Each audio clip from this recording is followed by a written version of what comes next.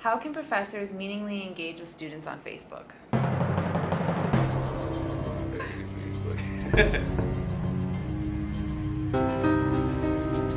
Because there's such a gray area of what you're allowed to say or what you're allowed to do, especially in the nursing program, having to maintain standards of practice. For nursing, the professors are walking on a tightrope because they're worried that something's going to come back. The students are going to say something that's that might get them reprimanded or might get them in trouble with not only like the CNO or the RNAO, but with the college. It's really unfair because teachers who want to get out there and help the students as much as possible and use the tools like social media and Facebook and stuff like that, they're kind of hindered because they're worried that there might be a backlash. It's ridiculous because social media is something that we use consistently and that people are utilizing to build relationships and build stronger learning opportunities. And just by offering Facebook groups and offering assistance and being available to students is something that no other teachers that I've ever experienced in my previous university would even consider using. And I think it's a really important thing is that teachers stay connected with students and provide them with as much information as possible, because in a difficult program like nursing, it's way too hard to deal with some of these things without being connected to your teachers, and having a Facebook support group and stuff like that is very useful for a lot of students.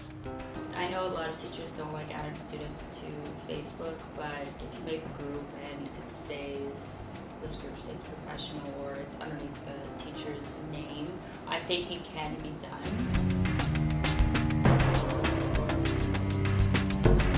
Well, personally, all my notifications for Facebook go to my junk email because way too much people posting and commenting on things, and I just put it in my junk folder. It's just, if I want to see something, I can go into my Facebook, read it. I only focus on the things that matter to me, and that a lot of people are using the groups that are set up for us as more of a social bitch fest, I guess, about things they're not satisfied with. And it's like, if I were to read every email that I got or every post that was on Facebook, I just lose my mind and pull my hair out.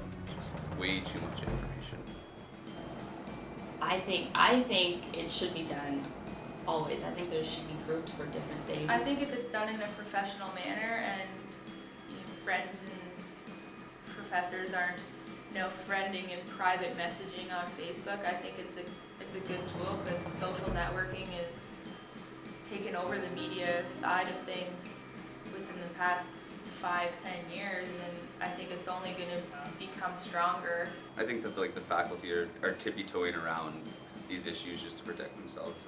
It's fine. It's just that I think that because Facebook is such a big part of our society, they have to come up with a way to regulate how teachers and professors will interact with students, because I think it's going to be something that's going to be very necessary in the future, and being connected to your professors is very helpful.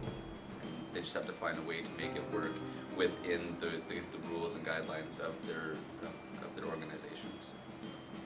I'm sure you can figure it out. Yeah. Like, the Facebook is so big right now.